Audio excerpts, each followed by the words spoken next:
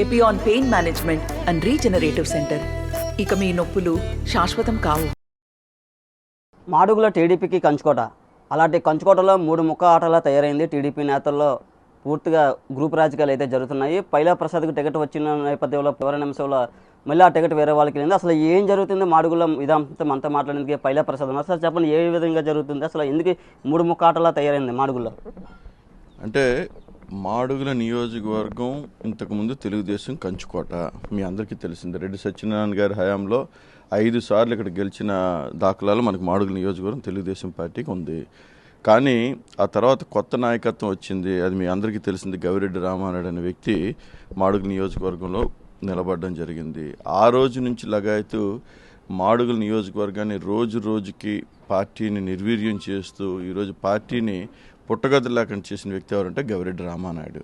అలాంటి గవిరెడ్డి రామానాయుడు తీసేసి మాడుగుల నియోజకవర్గంలో తెలుగుదేశం పార్టీ ఇంకో కొత్త ప్రయత్నం చేసి మన పీవీజీ కుమార్ గారికి అనే వ్యక్తికి ఇవ్వడం జరిగింది. మీకు అది పీవీజీ కుమార్ గారు ఏం చేశారు, ఆయన మరి ఇక మనం ఆయన గురించి మనం కామెంట్ చేయడం కన్నా ఫర్ సమ్ రీజన్ ఏంటంటే ఆయన కూడా తీసి నాకు ఈరోజు టికెట్ ఇచ్చి మాడుగుల నియోజకవర్గంలో పోటీ చేయాలని చెప్పేసి ఉమ్మడి అభ్యర్థిగా చెప్పడం జరిగింది. అలాంటి జరిగినప్పుడు 30 రోజుల్లో ఇచ్చి పర్ఫార్మెన్స్ని ఇది మెజర్ చేయడం అనేది ఎంతవరకు కరెక్ట్ అండి? ఇది పర్ఫార్మెన్స్ మెజర్ కాదు, ఇది కుట్రపూర్తి రాజకీయాలు. ఏంటంటే ఈ కుట్రపూర్తి రాజకీయాలు ఏంటంటే ఈ గవిరెడ్డి రామానాయుడు మళ్ళీ పీవీజీ కుమార్ వెళ్ళి బండారుకి ఇస్తే సీటు మేము పనిచేస్తాం, పైలాకి ఇస్తే ఓడిస్తాం అని చెప్పేసి ఆయన నినాదం తెల్లారు. ఇలాగెళ్ళి ఈరోజు బండారుని తీసుకొచ్చిపోయి ఆయన దగ్గరుండి చేశారా? ఆయన్ని ఓటమికే దగ్గరుండి ఏంటంటే వీళ్ళిద్దరూ పాటు పడుతూ ఉన్నారు. అలాంటి పాటు పడిన పరిస్థితిలో ఈరోజు మీరు నిన్న చూశారు. నిన్నటికి నిన్న ఆయనతో పాటు తిరిగి సడన్గా ఇండిపెండెంట్ కూడా వేసాడు. ఎంత ఘోరం అండి, ఎంత దారుణం అండి. అంటే రాజకీయాలు ఇంత దారుణంగా ఉంటాయని చెప్పేసి ఇప్పుడు నాకు కూడా అర్థమైందండి. అంటే టీడీపీలో ఉంటే మళ్ళీ ఇండిపెండెంట్గా వేస్తారు ఆయన. ఇప్పుడు అదే కదా ఇప్పుడు నేను కూడా క్వశ్చన్ చేస్తూ ఉంది. ఎందుకంటే ఆయన నిన్నటి వరకు బండారుని తిప్పుకుంటూ ఈరోజు ఇండిపెండెంట్గా వేసాడంటే అక్కడ ఏదో కుట్ర జరుగుతుందని చెప్పేసి మనం అందరం తెలుసుకోవాలి. అంటే నాకు సీటు రాకపోవడం, వచ్చిన సీటుని తెప్పించడంలో అదొక కుట్ర. ఈరోజు పోనీ బండారుని తీసుకొచ్చి పోనీ ఆయనకి దగ్గరుండి చేయాల్సిన వ్యక్తి తీసుకొచ్చి మళ్ళీ ఈరోజు ఇండిపెండెంట్గా వేసాడంటే అందులో కూడా మళ్ళీ కుట్ర. అంటే మా నియోజకవర్గంలో తెలుగుదేశం పార్టీని ఏ విధంగా నాశనం చేయాలో ఆ విధంగా నాశనం చేస్తున్నాడు. ఇప్పటికైనా పార్టీ మేల్కొనాలి.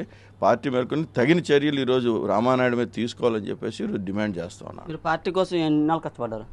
నేను ఈరోజు చూసుకుంటే పార్టీ కోసం 15 సంవత్సరాల పైన ఈరోజు తెలుగుదేశం పార్టీ కోసం కష్టపడ్డాను. ఒక ఎన్ఆర్ఐగా అక్కడ smart Andhra, smart village, smart ward అనే కార్యక్రమంలో నేను చాలా విలేజెస్ ఇక్కడ దత్తత తీసుకోవడం జరిగింది. దాంట్లో ఎన్నో కార్యక్రమాలు చేశాను. అప్పుడు నారా లోకేష్ గారి పిలుపు మేరకు అక్కడ ఒకటే కాదు, ఐకానిక్ బిల్డింగ్ అని మన అమరావతిలో కట్టడం జరిగినప్పుడు దాన్ని కూడా ప్రవాసాంధ్రలో ఐకానిక్ బిల్డింగ్ కట్టినప్పుడు దాంట్లో కూడా నేను పాలు పంచుకున్నాను. ఈరోజు కూడా మేము పెట్టిన డబ్బులకి ఈరోజు కేసులు, మా డబ్బులు వెనక్కి తీసుకోవడానికి కూడా ఈరోజు కేసులు నడుస్తూ ఉన్నాయి. అలాంటి పరిస్థితి మాకు ఉంది. అంటే మేము పార్టీ కోసం ఎప్పుడు ఎక్కడున్నా, ఇక్కడున్నా, అమెరికాలో ఉన్నా, ఎక్కడున్నా మేము పార్టీ కోసం కష్టపడ్డాం. మాకు అన్ఫార్చునేట్ థింగ్ ఏంటంటే పార్టీలో ఇప్పటివరకు పదవి ఇవ్వకపోవడం, పార్టీ మమ్మల్ని ఇప్పటివరకు గుర్తించకపోవడం, అదేవిధంగా పార్టీ ఏ విధంగా మాకు ఎంకరేజ్మెంట్ చేయలేకపోవడం ఏంటంటే మా దురదృష్టం. కానీ మా ఇది కార్యక్రమం కానీ మేము ఏ విధంగా పార్టీకి ఉపయోగపడతామో ఆ విధంగా మా పార్టీకి ఉపయోగపడి పార్టీని అన్ని విధాలు మేము ఆదుకున్నాం. అలాంటి పరిస్థితుల్లో ఈరోజు చంద్రబాబు నాయుడు గారు, లోకేష్ గారు మమ్మల్ని గుర్తించి ఈరోజు సీట్ ఇవ్వడం కూడా జరిగింది. వాళ్ళకి ధన్యుడే ఉంటాను. కానీ అంటే ఇచ్చిన సీట్ని మళ్ళీ వెనక్కి తీసుకోవడం కూడా కొద్దిగా బాధాకరంగా ఉంది. దాన్ని కూడా వాళ్ళు ఒక మంచి మనసుతో ఏదో ఒక ఫుల్ స్టాప్ పెడతారని చెప్పేసి అనుకుంటా ఉన్నాను. ఆల్రెడీ మీరు నామినేషన్ వేసారు కదా, భవిష్యత్ కార్యాచరణ ఏంటంటే మొన్న పార్టీ వర్కర్స్తో మా కార్యకర్తలతో మాట్లాడాం. వాళ్ళు చెప్పేది ఒకటి చెప్తున్నారు. వాళ్ళు ఏంటంటే సార్ మీరు సార్ ఇండిపెండెంట్ వెళ్ళిపోవాలని చెప్పేసి చెప్తా ఉన్నారు వాళ్ళు. కానీ ఏంటంటే ఇండిపెండెంట్ వెళ్ళాలంటే అన్ని విధాలు మనం ఆలోచించి ఇప్పుడు పార్టీకి ఉపయోగపడేటట్టు ఉండాలి తప్ప పార్టీని డ్యామేజ్ చేసేటట్టు ఉండకూడదు. అన్ని విధాలు ఆలోచిస్తూ ఉన్నాం. మాకు ఇంకా టైం ఉంది, 29 వరకు మాకు టైం ఉంది. ఆలోచన విధానంలో ఏంటంటే 29 వరకు టైం ఉంది. ఇది ఇప్పుడు కూడా పార్టీ మాతో పాటు మాట్లాడుతూ ఉంది. మాట్లాడి వాళ్ళు ఏంటంటే మీకు ఏ విధంగా సముచిత స్థానం కల్పిస్తే బాగుంటుంది అనే ఉద్దేశంతో మాట్లాడుతూ ఉన్నారు. అది అది ఈరోజు రేపట్లో మోస్ట్లీ అది ఒక కొలుక్కు వస్తుందని చెప్పేసి అనుకుంటా ఉన్నాను అండి. అంటే ఇస్తే ఏ స్వచ్ఛమైన హామీ ఇస్తుంది మీకు? స్వచ్ఛమైన హామీ అంటే ఒకటి కార్పొరేషన్ ఇస్తా అని చెప్పేసి చెప్పడం జరిగింది. మాకు ఆ కార్పొరేషన్లు మాకెందుకు సార్, కార్పొరేషన్లు ఇవ్వాలంటే మేము ఎంత కష్టపడి చేయాలని లేదు. నేను ఒక ప్రజానాయకుడికి ఎదగాలనుకుంటున్నాను, ప్రజానాయకుడికి ఉండాలనుకుంటున్నాను. దానికోసం నేను ఇప్పటివరకు కష్టపడ్డాను. అలాంటిది ప్రజానాయకుడిగా అవకాశం వచ్చినప్పుడు ఈరోజు నోటి దగ్గరికి వచ్చిన కూడిని ఈరోజు తీసుకున్నారు. అది ఏమాత్రం కూడా కరెక్ట్ కాదని చెప్పేసి చెప్పడం జరిగింది. సో నేను అనుకోవడం అంటే రానున్న రోజుల్లో ఒక ప్రజానాయకుడికి ఎదిగే పదవి వస్తుందని చెప్పేసి నేను అనుకుంటున్నాను అండి. అంటే పైలా ప్రసాద్ అనేది ఒక వ్యాపారాలు చేసుకుంటాడు, అందుకే ఆయనకి ఎందుకు టికెట్ అని మీ నేతల్లోనే ఒక అభిప్రాయం ఉంది. అవునండి, పైలా ప్రసాద్ అనేవాడు వ్యాపారవేత్త, కరెక్టు. పైలా ప్రసాద్ అనేవాడు ఒక సినిమా ప్రొడ్యూసరు, కరెక్టు. ఇవన్నీ ఉన్నాయి. అంటే మేము అంటే ఒక మనిషిగా డబ్బులు సంపాదించడం తప్ప మేమే గంజా వ్యాపారం చేసుకోవటం లేదు కదా, మేము ఇసుక మాఫియాలు చేయటం లేదు కదా, అది మేమేమి ఇది ఒకరి మీద ఇది ఉద్యోగాలు ఇస్తామని చెప్పి డబ్బులు అవి తీసుకోలేదు కదా. మేము చేసిందంతా ఒకటే, మేము కష్టపడి సంపాదించుకుంటున్నాం. కష్టపడి సంపాదించుకొని ఆ డబ్బులు కాస్త ప్రజల కోసం లేకపోతే ప్రజల శ్రేయస్సు కోసం మేము ఖర్చు పెడుతున్నాం తప్ప మేమేమి ఒకరిని పొట్టగొట్టి మాత్రం ఈరోజు ఎదగలేదు కదా. అందువల్ల అది తప్పు అని చెప్పేసి అనడం అది కరెక్ట్ కాదు. ఈరోజు ఉద్యోగాలు మీరు అన్నారు చూసారా, ఇది లేకపోతే వ్యాపారాలు చేసుకోవచ్చు అంటే చేసుకోవచ్చు, అందులో ఏమాత్రం ఇబ్బంది లేదు. అంటే వ్యాపారాలు చేసుకోవడానికి మాకు నేను మొదటి నుంచి చెప్పే కార్యకర్తలకు అదే చెప్పేది, ఈరోజు నాతో రావడం వలన మీకు ఎటువంటి ఇబ్బందులు ఉండవు, కానీ రాజకీయం చేసే వాళ్ళ వలన మీకు ఇబ్బందులు ఉంటాయి. అది మాత్రం జాగ్రత్తగా చూసుకోండి. రాజకీయం ఏంటంటే మిమ్మల్ని ఆసరాగా తీసుకొని రాజకీయం చేస్తున్నారని చెప్పేసి చెప్పడం చాలా మా కార్యకర్తలు అందరికీ చెప్పడం జరిగింది. ఈరోజు అదే జరిగింది. ఈరోజు గవిరెడ్డి రామారెడ్డి ఏం చేశాడంటే ఆయన స్వలాభం కోసం చూసుకున్నాడు తప్ప పార్టీ స్వలాభం కానీ అదే ఆయన నమ్ముకున్న కార్యకర్తల స్వలాభం కోసం ఎప్పుడూ ఏమాత్రం కూడా చూడలేదు.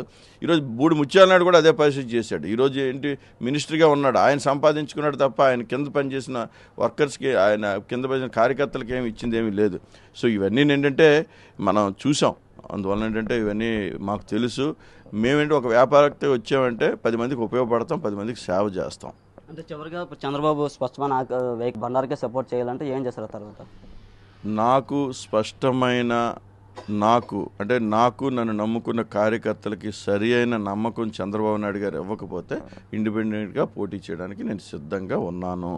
ఎందుకంటే నేను కూడా ప్రూవ్ చేసుకోవాలి కదా, నేనంటే ఏంటనే ప్రజలకు కూడా తెలియజేయాలి కదా, ఇండిపెండెంట్ సిద్ధంగా ఉన్నాను. కానీ అది ఏంటంటే దాన్ని కూడా నేను మీకు మరీ చెప్తా ఉన్నాను, అది కూడా ఏంటంటే పార్టీ అలాంటి తప్పు చెయ్యదు. పార్టీ డెఫినెట్గా వచ్చి ఒక మంచి సొల్యూషన్ ఇస్తుందని చెప్పేసి మాత్రం మాకైతే నమ్మకం ఉంది. అందువలన ఎట్టి పరిస్థితుల్లో కూడా పార్టీ ముందుకు వచ్చి మంచి సొల్యూషన్ ఇచ్చి అందరికీ ఆమోదయోగ్యమైన సొల్యూషన్ ఇస్తుందని చెప్పేసి మాత్రం మాకు నమ్మకం ఉంది. అందువల్ల కార్యకర్తల పరిస్థితి ఏంటి సార్? ఈరోజు చాలా ఆగమి గోచరంగా ఉందండి మాడుగులకు, తెలుగుదేశం కార్యకర్తలకి. ఎందుకంటే నిన్నటి వరకు పైలా ప్రసాద్ తిరిగాం, ఈరోజు మళ్ళీ సడన్గా వచ్చి బండారు సత్యనారాయణతో తిరిగాం.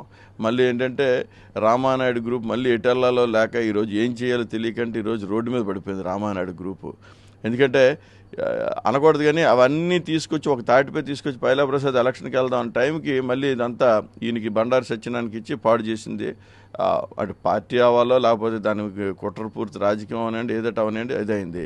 మళ్ళీ తీసుకొచ్చి ఏం చేశారు, జై బండారు సత్యనారాయణ అన్నారు. ఇప్పుడు బండారు సత్యనారాయణ మళ్ళీ ఇండిపెండెంట్ వేసాడు. మీరే చూశారు నిన్న వాకుపల్లిలో ఇలా 2-3 గ్రామాల్లో వెళ్ళలేని పరిస్థితి, ఈయన ఎవరు గవిరెడ్డి రామానాయుడు వెళ్ళలేదు.